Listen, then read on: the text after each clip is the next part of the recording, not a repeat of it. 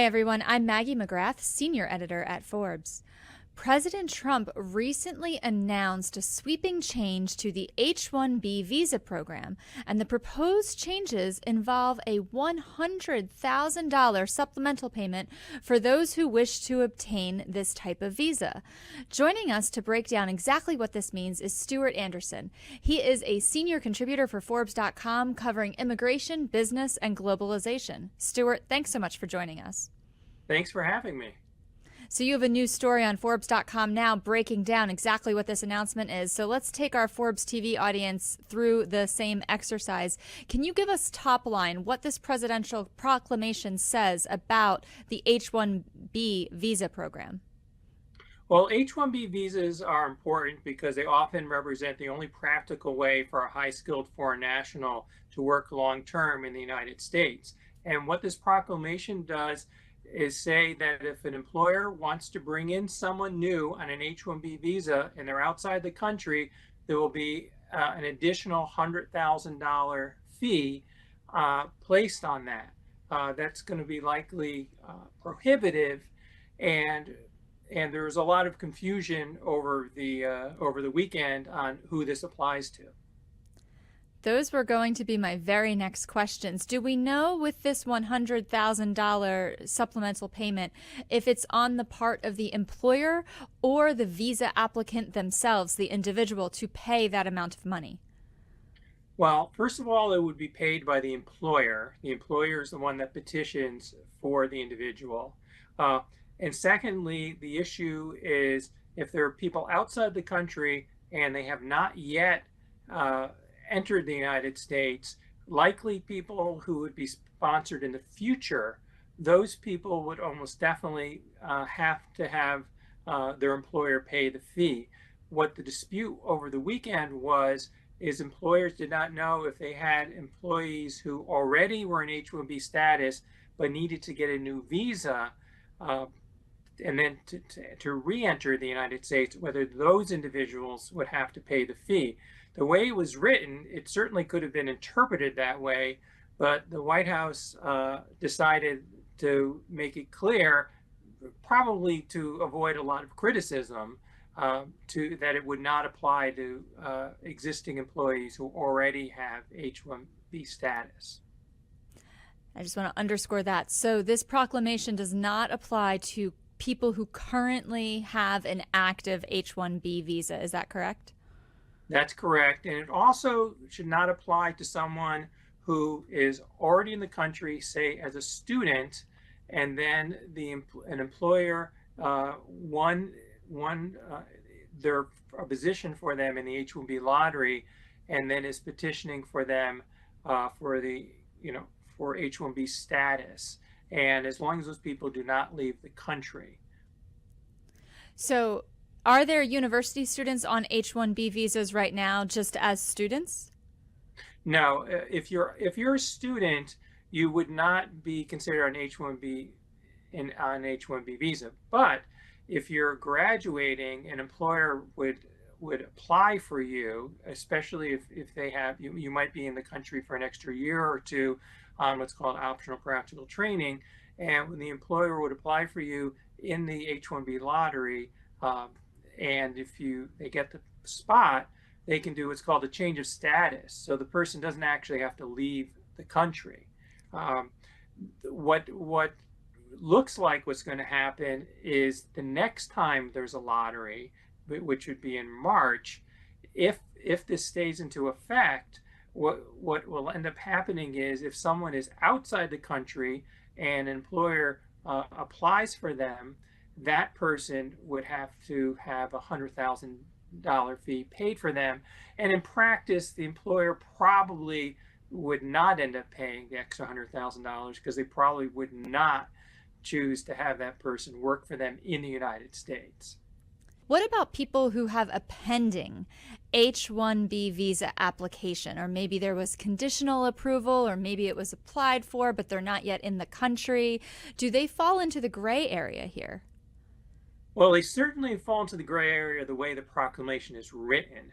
But the announcements that were given from the White House and from Customs and Border Protection, and to an extent from U.S. Immigration Service itself, is that if you already had a petition or application in process and it was already filed, it would not affect you.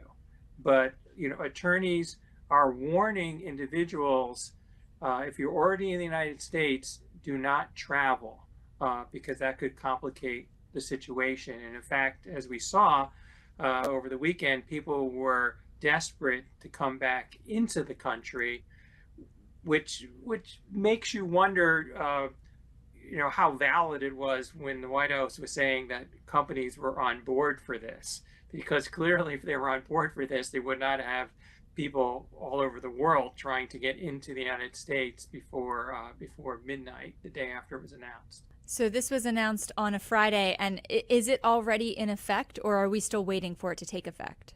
It's in effect. The proclamation is in effect right now, yes. Are these folks who have to reapply for their status year after year after a certain time frame? So are they okay now, and might they be faced with this fee when they go for some sort of renewal? I mean, according to the White House statements and the other agencies, if you already have H-1B status, you should not have to pay this fee. There could be complicated factors where someone has to leave the country, and if they apply outside the country, attorneys would worry that it might get interpreted differently in the future. But if you go by the statements and memos that they had, those individuals should not end up having to pay the fee. That doesn't mean they could not lose H-1B status in the future through some other means, such as a denial of an extension, particularly if the administration goes ahead and tightens more of the rules through other means. Now, the proclamation talks about how many foreign STEM workers there are in the United States, among some other facts and figures. It says that the number of these STEM workers has more than doubled in the last 10 or so years, between 2009 and 2019. And it also claims that IT firms have, quote, prominently manipulated the H-1B system. So if we zoom out, what is the Trump administration trying to do here? What's the overall thesis of how this $100,000 fee could change the American workforce?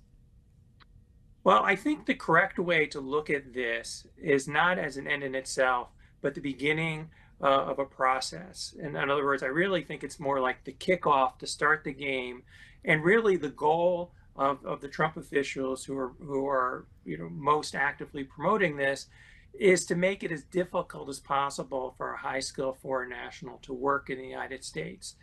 They believe that if there were fewer of such workers, that it would be better for U.S. workers. Economists don't agree with that. And in fact, what we've seen is during that time period where you've seen an increase in foreign-born workers, you've actually seen over 3 million more Americans working in computer and math-related occupations. We've seen actually that if a U.S.-born individual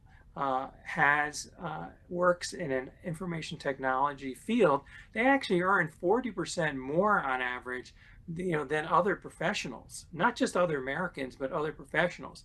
So these are actually the most highly compensated fields in the country, and there really isn't evidence that the presence are harming you. The presence of foreign-born workers are actually harming U.S. workers in the field.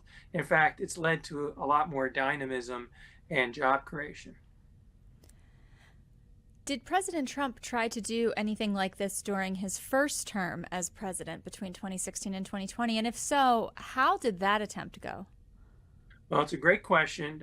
In 2020, during COVID, there was a proclamation that banned the entry of people on H-1B visas and a few other categories, such as H-2B. It was able to stay into effect until a judge ruled later in 2020 that it was unlawful because it exceeded the president's authority to to block the entry of individuals. And it ended up being a little bit of a moot point because there wasn't much processing going on at that time anyway. And then Biden had won the election, and they took this off. But the National Foundation for American Policy had a study, an organization that I head, by economist Madeline Zavodny, and she looked at this proclamation and its impact, and she found there was no benefit for U.S. workers, and in fact, in some areas, it actually ended up hurting U.S. workers, because what happens is, like, when you constrain the supply of labor, employers are less likely to invest and expand, and that ends up hurting U.S. workers. So basically, a culture of expansion and investment is a tide that lifts all ships in the views of the economists that you spoke to for your story. Is that correct? That's correct. And conversely, a receding tide could damage all ships. Now, I'm wondering, do we see any litigation against the administration? I know it's been a few days, but have there been any lawsuits on the parts of companies that could be affected by this change in visa policy? Well, I think that the way companies will end up going forward on this, if there is not successful litigation, is they will expand and resources and hiring outside the United States. But I've talked to attorneys already that plan to file lawsuits, whether those will be directly connected with companies or will just be the attorneys filing on behalf of individuals who would potentially be blocked. And so there's no question that there will be lawsuits. The Trump administration did not make a very strong economic case for this in the proclamation. It just grabbed a few random data points and put them into effect. And for example, if you look just right on the BLS website, you'll see that the unemployment rate for people in computer and math occupations has actually declined over the past 12 months. Just to look at a really simple statistic. Never mind, there's a whole body of research that has shown that when you have more high-skilled immigration, you end up having more job creation, you end up having more startups, and you end up having more innovation through things like patents.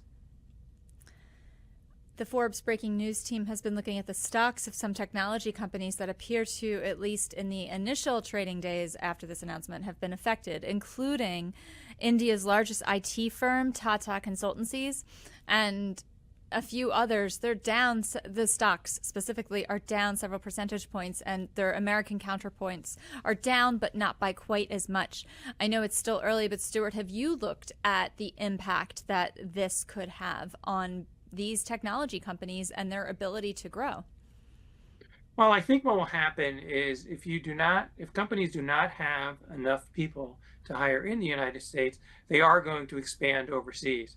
So I don't think you're going to see any benefit to U.S. workers. In fact, I think you'll see more opportunities dry up, because what companies will do is they will rearrange how the services are delivered.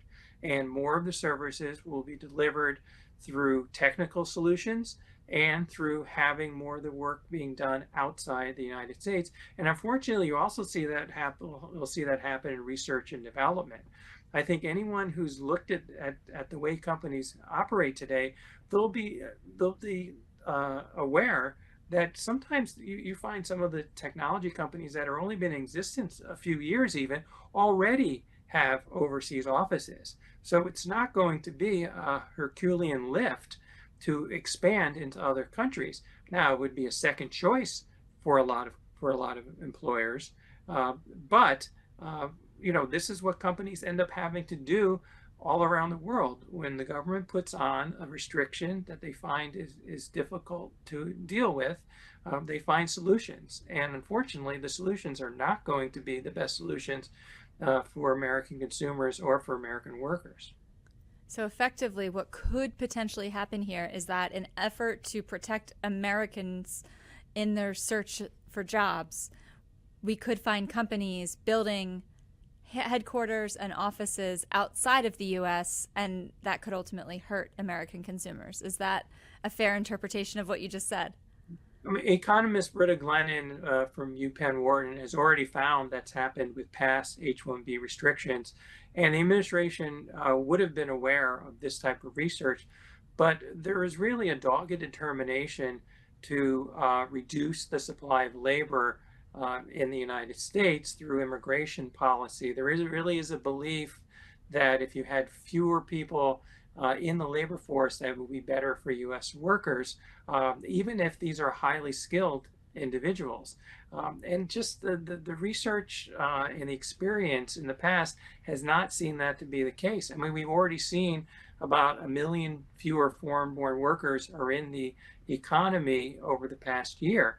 This is not shown to have a benefit to the U.S. economy. In fact, the unemployment rate has actually increased for U.S. foreign workers. And unfortunately, what you're going to see is also a very negative reaction at U.S. universities, where you'll see fewer international students will come into the United States when you take a whole series of administration policies that are geared at making it harder for them to work afterwards. So, you know, it would be much better to have a policy where we welcome people, just like sports teams. Sports teams don't say we only want people, you know, to be on our team who were born in our state, or even born just in the United States. If you look at the NBA, you know, look at the major leagues, and even increasingly the National Football League, you see that they view it as a very positive trend that they have the opportunity to hire people from all over the world. It's the same for American companies. That is a very good point. My own favorite football team has definitely benefited from a few folks who were not born in the United States but have done excellent things on the field. Now, before I let you go, I do want to ask you, because your story mentions something called Project Firewall, which is a related H-1B enforcement initiative. Can you tell our audience what Project Firewall is and how that fits into this overall picture?